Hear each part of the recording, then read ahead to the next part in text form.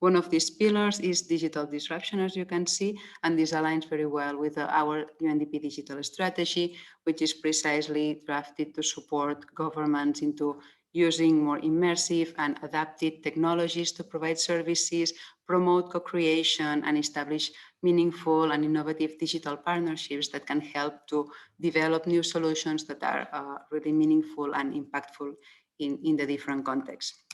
So today we will be speaking about innovation procurement. As I say, it is a topic that can be applied to several domains. In this case, we are doing it in the framework of the Smart City training series. And as Precilia will explain later, it's just in a context where innovation is happening all the time, where technologies advance so fast that it's difficult sometimes to keep track of all the things that all the solutions that we can use to improve the policies. Innovation procurement can be an option or is beginning to be a concept that is spoken in several contexts as a way to promote innovation within the local and the national context or internationally, to provide economic opportunities and also to modernize the public sector. So today we will have Precilia from the Catapult Connected Places, presenting a little bit more on innovation procurement. And on the chat, if you want to put any questions, there will be also 𝘀𝗲𝗀𝗀𝗀𝗀𝗀𝗀 that will be answering your questions on the chat, or that will be answering after doing the questions and answers. So with no more delay from my side, I give the word to Precilia. Thank you very much both for joining us today and all the participants today. Thank you very much, Elba. I will share my screen now.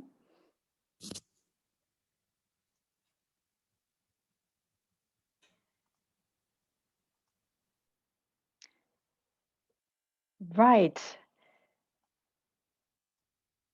So thank you, Elba, and thank you, UNDP, for inviting Connected Places Catapult to speak today. And good morning, good afternoon, or good evening to all our attendees, and depending on where you are in the world. So as Elba mentioned, today I am joined by my colleague, Oliver. Both of us are part of the team who developed this training, which is based on our experience in the market and the content that we have generated from the different projects we delivered. So I hope that the presentation should last about 25 minutes to 30 minutes, but we will have time after this presentation for Q&A. So I encourage you to use the chat box and send any questions you have, any clarification that you may need on the different concepts that I will present today. So please make yourself comfortable and enjoy this training. So first of all, I just would like to give a few words about Connected Places Catapult. We are the UK's innovation agency for cities, transport and places. And we are partly funded by the UK government and are non-for-profit. Our aim is really to catalyze innovation, drive growth, and improve the way people live, work, and travel by working closely with public bodies, the private sector, and academia to address and encourage the adoption of innovation. So we thrive to build equitable partnerships between the UK and international ecosystem to really enable new levels of physical, digital, and social connectedness. And very recently, we have launched our first online training on innovation procurement, from which we have developed this training for you today. And as I mentioned, this is really a repository, the content is a repository of what we have understood on the market through our different projects. So from our experience at the Catapult, and I'm sure that will resonate to you, one of the main issues to address challenges with the implementation of innovating solutions is the lack of supportive procurement policy.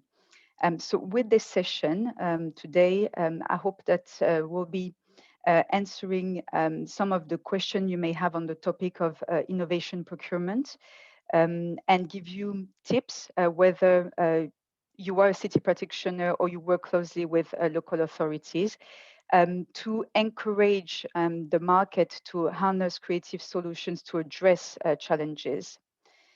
So we will provide, I will provide information on what we call the commissioning of innovation procurement based on best practices on the market. So through this short training, we'll give you a clear definition of what innovation procurement is and how to practice it through a step-by-step process.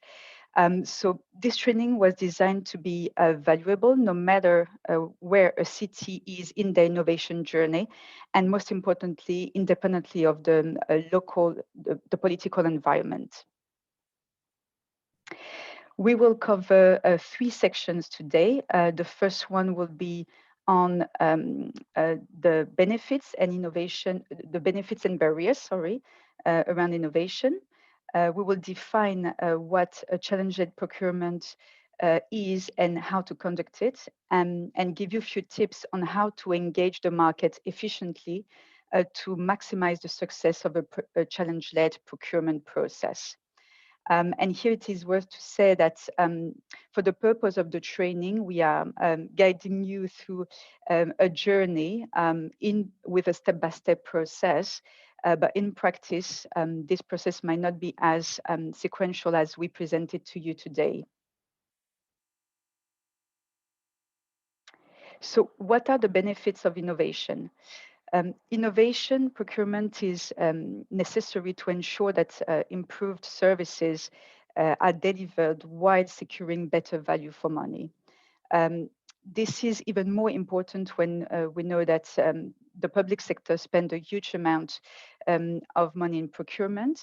On average, 12% of GDP is dedicated to procurement in OECD countries.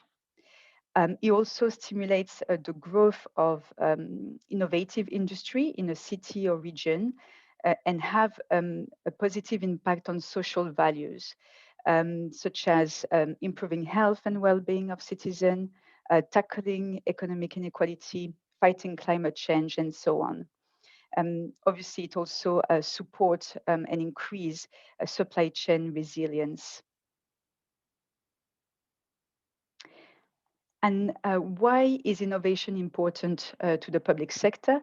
So we know that the future of cities, regions, countries can be uncertain. It's especially true as we are facing now a situation such as a global pandemic. And a lot of pressure is placed on cities to be resilient and to respond to rapid changing needs of citizens or businesses. And we know that public procurement, the public procurement of innovation can be at its best when it's user-centered. So really designed with the needs of user in mind, while encouraging also users' feedback. It is also design-led, really design thinking beyond the current processes and procedures, so out of current regulations. Data-driven, design with using evidence of the real-world environment, and open to enable the broader market to come up with innovative solutions. So this slide is essentially a summary of what I just mentioned to you. The idea is really for you to think about the different elements that I just mentioned, and think how it translates to you in your context, in your country. So this is something really to keep with you and think about at a later stage. So now that we have seen the benefits of innovation, what are the barriers? So many public bodies have difficulties in engaging innovators and translating new ideas into next generation product and services. And sometimes legislation can be a brake to really stimulate this creativity in the market. So some of the barriers that we have noticed on the market is the fear of change. Innovation requires strong leadership to overcome that barrier. It can be an issue of culture or risk perception that can slow down the procurement processes. And it also lies in the complexities around buying or selling into the public sector. And this could be addressed with capacity building exercise, for example. So another reflection slide summarizing what I just mentioned, and perhaps also to make you think about what are the current barriers that you are facing in your current context. So let's now take a look at innovation procurement and focus on the steps that will support you with the course of your work to incorporate that in your engagement with city leaders. So innovation procurements can take many different approaches. Not all of these involve going through a market to source a solution. Commissioner also need to consider whether user needs can be met through existing solution, and that is also an option. So where outsourcing is the most beneficial approach, we suggest here two different methods. The first one is a specification-based procurement approach, which is relevant when the idea is to purchase or procure a mature product, a mature solution that can be found on the market. And this is a very effective method if the driver is cost efficiency. However, in this context, procuring innovation can be restrictive. So when new products and services are required, a challenge-led procurement approach can provide a better driver for innovation. And it differs from the previous approach by posing a challenge as an open question and let the market come up with a solution. So we will focus more on the second approach in our next slide. So a challenge-led approach provides much more flexibility in the design for innovators. So you can really ask them to explain or demonstrate how their solution addresses needs and generate the outcomes that you have or the city has identified. Additional benefits can include reducing bias towards certain products or suppliers. And also the possibility to include in this outcome a wider impact that you or the city is trying to achieve, such as social, environmental, or economic impacts. So altogether, a challenge-led approach also leads to a more collaborative and transparent collaboration between different stakeholders, commissioners, users, and suppliers. So this slide shows you what the challenge-led process entails. We have different phases to go through this process. The first one is really to define the challenge. This should be described really as in a very simple manner. What is the problem that you're trying to solve? And once this challenge is defined, it needs to be published openly for any organization, any consortium to respond. You may get responses from companies that already have a solution, and some also innovative companies that will come up with ideas. So it should be open to everyone. Then applications are assessed and shortlisted, and the best concepts are selected. And this solutions enter in a development phase and a demonstration where the effectiveness of the solution is tested. And in this phase can be also accompanied by a kind of program of business support to make sure that the solutions are, can be converted in a commercially viable solution. And ideally, after this phase, the procurement mechanism should permit the purchase of the solution.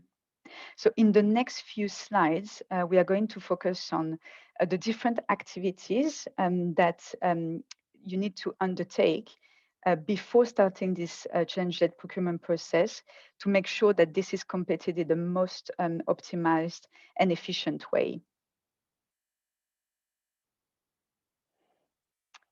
So firstly, determining user needs, extremely critical. These user needs that are the people that are expected to use the solution that you are commissioning. This can be citizens or local businesses or employees of the public sector. And developing a detailed understanding of who your users are, their needs, and the problem that you are aiming to solve is really critical in an effective design of innovative product or services. And this is essential to deliver a challenge-led procurement process. So undertaking research on the needs of the user allows well to test any ideas you may have and also confirm that there is a valid need for your user to commission this solution. So conducting user research means also finding out how the user will use this solution and what they are trying to achieve by the use of this product or services.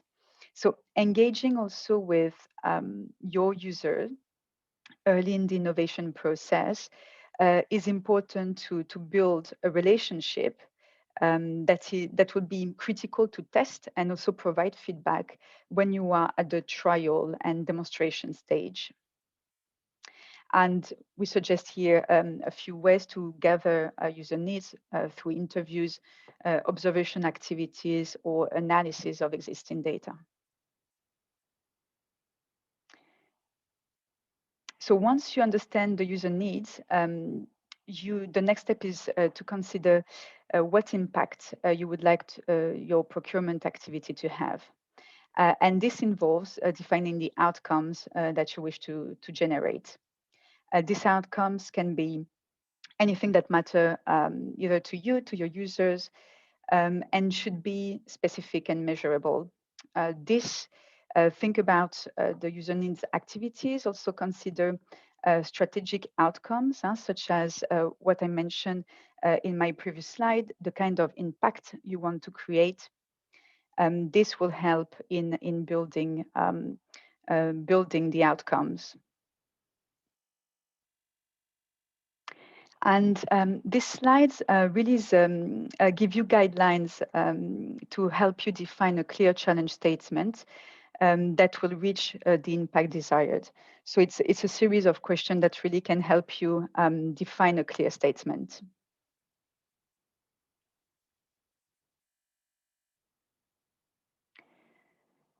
So next, market engagement. So once you have understood the needs of your users and creating the challenge statement, it's important to gain an understanding of market capabilities. And pre-market engagement really address that. The aim is really to assess the appetite and the capability of the market to respond to your challenge and have this understanding before the city publish a tender. It also helps refining the planning and the strategy around your challenge-led procurement process. And here are ideas to conduct market engagement. For example, industry days, supplier workshop, questionnaires, consulting experts, and so on.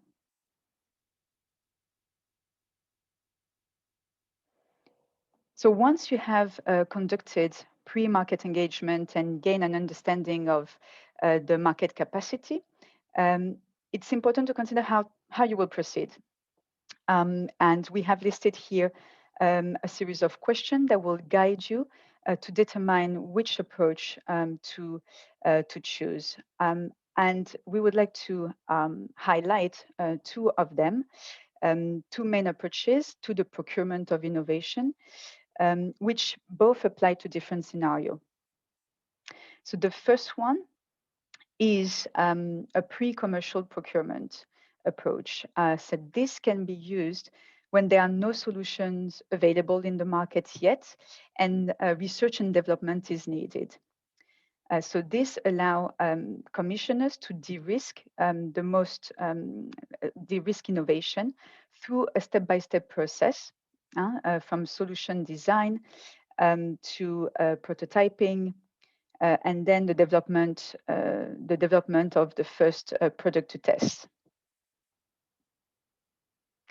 And the second approach is a public procurement of innovative solutions.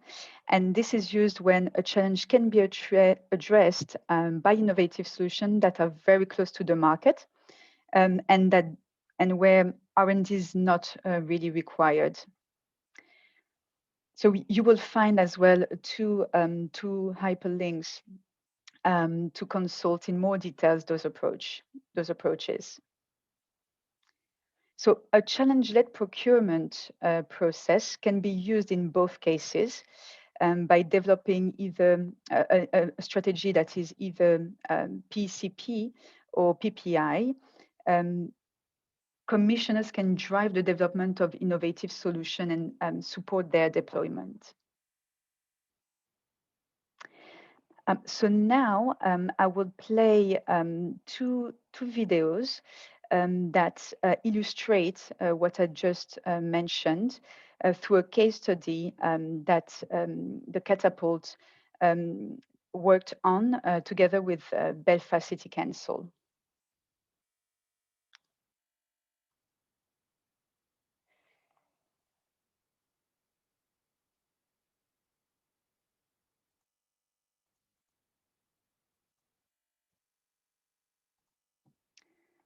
One moment, please. Belfast City Council gets more than half of their annual revenue from business rates. However, the city has a constantly changing business community. This means that it can be challenging to maintain an up-to-date register of businesses which can inform the timely and accurate collection of business rates income. Initially, Belfast City Council tried to identify solutions that were already on the market, which could help boost revenue from rate-paying businesses, but to no avail. Instead, they looked to launch a competition to attract new suppliers. The first thing that Belfast needed to do before engaging the market was to define the problem that they were trying to solve. Connected Places Catapult helped to apply an objective, human-centered approach to this exercise in order to encourage creative solutions without overly defining the eventual solution. This left room for innovation. In defining the challenge, they focused on what outcomes they wanted to achieve, rather than defining how they wanted to achieve them. These outcomes included identifying occupancy status of a non-domestic property, ensuring that all properties required to pay rates have been identified, identifying the function or use of a non-domestic property, identifying the occupant of a non-domestic property, and expediting the issuing of bills to new properties. Belfast City Council applied for £100,000 of funding from the Department for the Economy to bring forward the development of a timely, accurate, and cost-effective solution which could be implemented to maximise business rate revenue for the city. The council contributed a further £50,000 to the funding.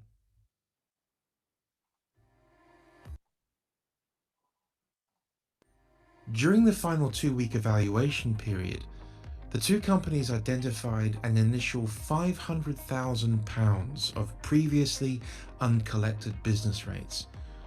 Subsequent use of the winning solution has since revealed still more previously unrealised revenue, which is now being used to deliver local services. In addition to demonstrating to Belfast City Council the value of taking a challenge-led approach to procurement, this process also gave SMEs a valuable opportunity to innovate and commercialise ideas in a real-world environment. Since undertaking this process, Belfast City Council have not only moved to procure a rates maximisation solution, but they've expanded their use of challenge-led procurement by creating the Smart Belfast framework. This allows them to regularly publish information about problems that they're looking for the market to solve. During the All right, so this was an illustration of an innovation procurement project that, as I mentioned, we conducted with Belfast. More recently, in July last year, we also conducted some work with the Foreign and Commonwealth Development Office based in Brazil. The project was really to come up with a report that will give tools and also practical tips on how to conduct innovative procurement in the context of Brazil. And in fact, some of the content of this report is being reflected in this presentation. Brazil is facing massive challenges to ensure the delivery of good public services, while they are also facing some limitation in terms of finances. Lack of transparency that can be an issue, and bureaucracy. So the idea was really to suggest alternative to address these challenges, and really use procurement as a tool to deliver better public services while driving economic growth. So this report demonstrated how to create a market, how to harness creativity from the markets, not just to procure solutions. I presented some of the here, some of the I would say activities that Brazil is implementing to also address this challenge. And in fact, in 2016, the government enacted a law with the objective to foster innovation, scientific and technological research in Brazil. And our really report supported the different activities that the government is undertaking to address this. There's been also under this law the launch of what they call a technology commissioning model. And this model allowed the public administration to engage directly with public and private sector without going through a normal bidding process when it comes again to procure for the public sector. A platform that is called Uptake has been launched in July last year, actually, to also provide tools, guidelines for the public sector and for the private sector to navigate the procurement processes in Brazil. And on this platform, there is also a number of capacity building programs that are available to those different stakeholders. And perhaps an activity that is more related to our work with Catapult. We are also currently in discussion with the state of Sao Paulo to deliver a challenge-led procurement process, as I described to you, around the challenge for a challenge around net zero. So this is also an example of how we've been working with Brazil to support this topic. And this concludes the training today. Thank you all for your attention. I have listed here a few reports, a few repository of information to go more in depth, either in some of the concepts that we have presented, or just if you would like to know more about the topic. You will also find the link to the full course around innovation procurement if you'd like to deepen your knowledge on the different sections presented. Also within the Catapult, and Oliver is leading on this program, we have a challenging innovation program that you can know more about. And there is also information or webinars around the topic of innovation procurement. And you will also find my details in case you have any questions or needs a clarification at a later stage. So thank you very much. I'll stop sharing my screen now, and Oliver and I can start taking questions from the audience. Thank you once again for your attention. I think, yeah, Oliver, yeah, you can join me. Everybody. Hello. All right. So I guess we can start with a quick question. Oliver, for example, would you be able to share an example of a successful market engagement that could be applied in markets? Just perhaps to go into more details about this. Sure, this topic. I can share a couple of examples of projects that we have supported over the last year or so. So we have done a lot of work supporting the UK national rail infrastructure provider, for example, and they have been very interested in engaging with challenge-led procurement and trying to bring more innovation into their industry, because the rail industry traditionally is one that is very standardized for good reason, but it means that now they struggle to adapt to faster paced change sometimes. And one of the things that we've really encouraged them to do is the early publication of the challenges that they're interested in, putting out a request for information from the market, so through digital means, from the places where people would be looking for tenders and commercial opportunities anyway. Make it clear that at this point you're developing the idea and there's no money, so there's no misunderstanding with suppliers. But then, in addition to that, running an engagement event. So back in days where COVID was perhaps not the restriction that it is at the moment, we would love to run these in person. It allows for much more interaction and networking, but you can do the same thing in an event such as this, where you can run an event not dissimilar to this, where you describe what your problem is, what sorts of things you're looking for, why this has come to the fore now, for example, and then you can open it up to questions from suppliers and see whether there's more clarification needed, whether you've communicated yourself correctly, and so on and so forth. And that running different structures of that type of event can be a great way of generating ideas, both for you on how to structure a challenge, but also for your suppliers to understand how best to address that and where your priorities are, which doesn't always come across in writing.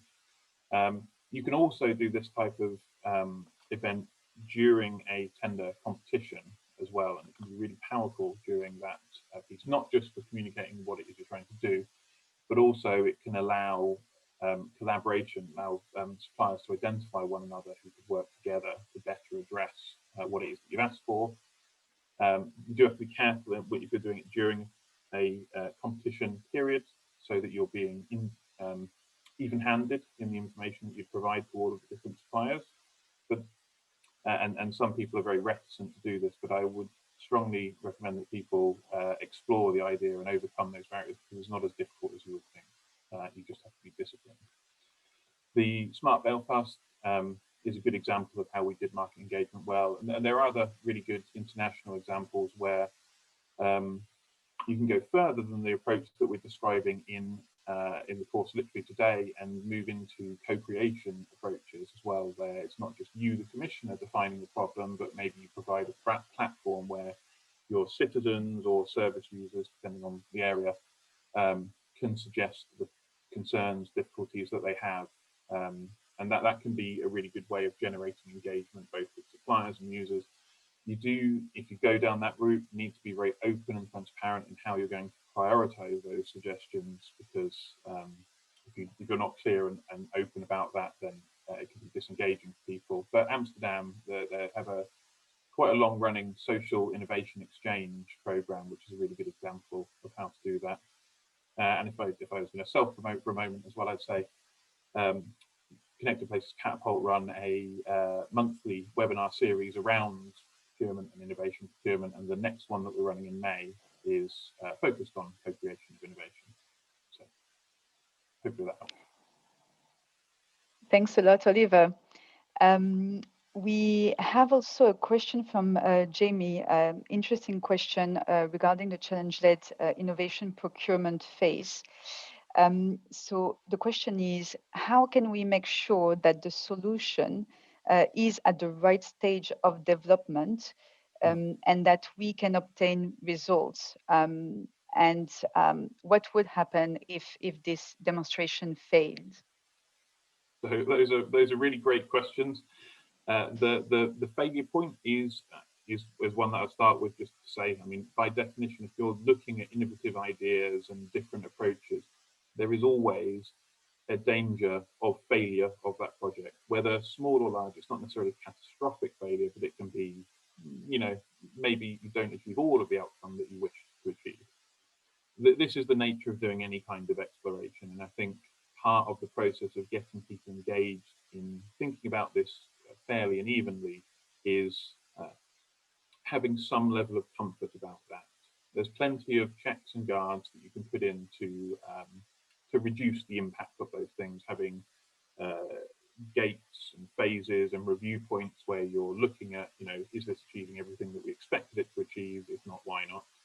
And how can we remedy that? There's always ways of dealing with that in any kind of project management and development process. Regarding the other point, so knowing the maturity of the solutions and making sure that you're framing your challenges or your innovation competition correctly is difficult. There's no clear answer, but the main function of doing the market engagement that I was just describing is to help bridge that gap. Is that one of the central points, one of the central emphases of taking a challenge-led approach is that you're trying to break down the assumption that just because you, the commissioner, understand the problem very well, that you will also understand how to solve that problem very well.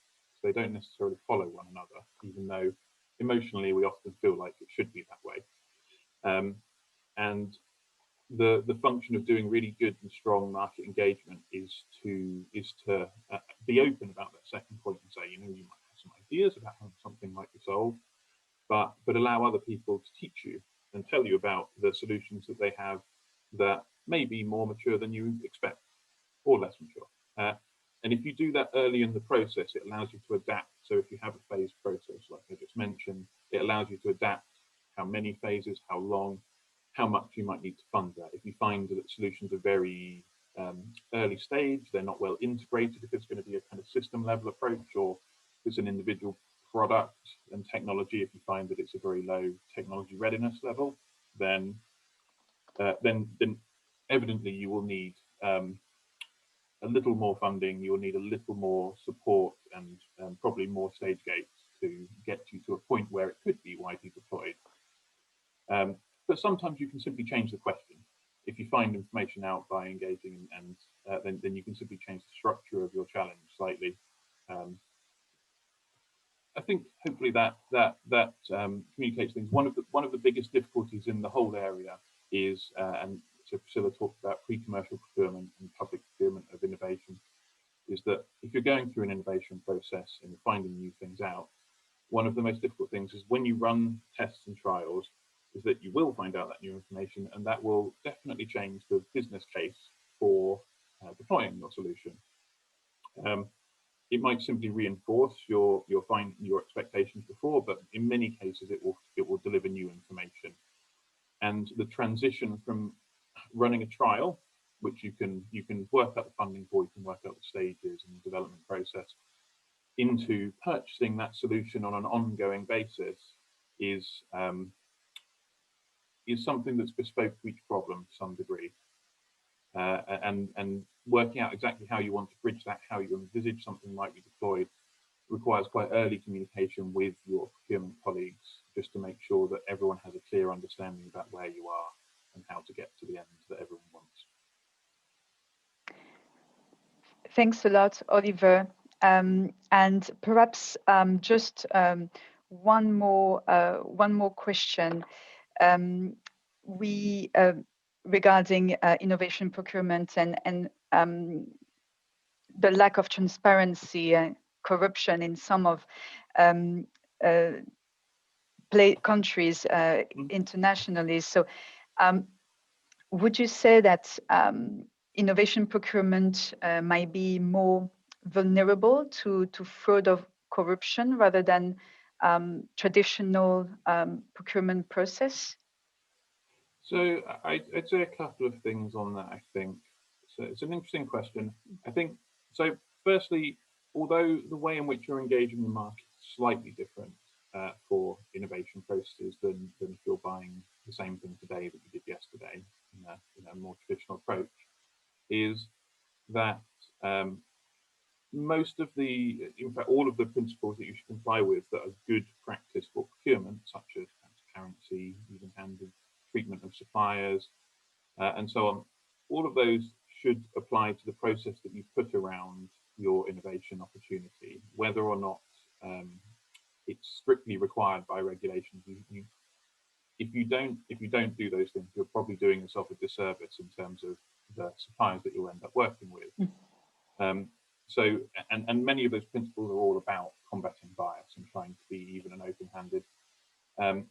And in that respect, it goes alongside a lot of the principles that you would need for innovation procurement, which is a cultural openness to talk to people about the problems that you're having and how they can best solve them. If you go into all of that process with a strong bias, as you know what the answer is, or you know who should solve it for you, then you likely will run into problems, or you will certainly run a less efficient project.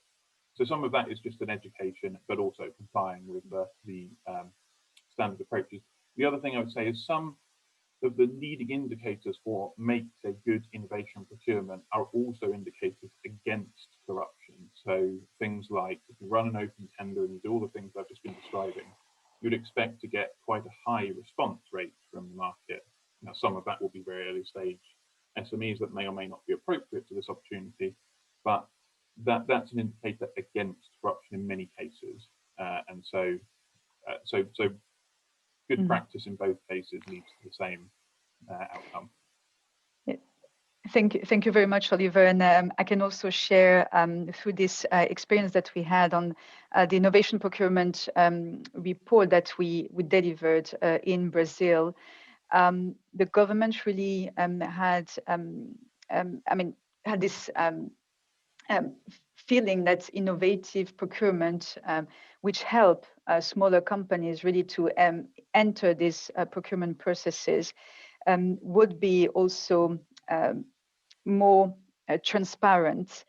The issue in Brazil was that the same large companies tend to win bidding process. So as you mentioned, the characteristic of a challenge-led procurement being open, first of all, can limit that risk.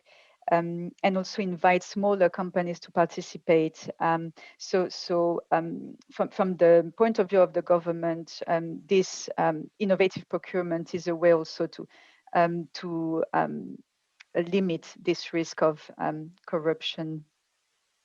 Yeah, following on from that, I would just say that's why the number and diversity of the applicants that you get into your processes is a really good health check indicator, because small companies are smart, and taking time, bidding into processes takes time and effort on their part.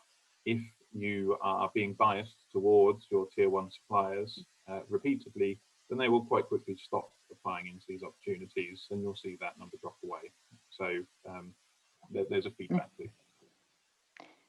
Thanks a lot, Oliver, and apologies, I'm conscious of time and I know that we overrun a little bit. Apologies for that, Elba. Perhaps I can hand over to you, but thank you very much all for attending this session on behalf of Catapult.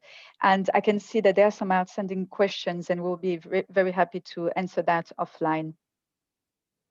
Thank you, Precilia, and thank you, Oliver, for your presentation and for answering all these questions. Indeed, we will collect all the questions that were answered, and we will be sending the replies in the follow-up email together with additional materials for you about this topic. And just please, before you leave, take 2 minutes of your time to give us some feedback about this series today, about the session today, and propose some topics that you would like us to address in future trainings. It really just takes 1 minute, but helps us a lot. So thank you everyone for being here with us today, for following us, Precilia and Oliver especially for your insights and presentation. Have everyone a nice morning or afternoon or evening. See you at the next webinar.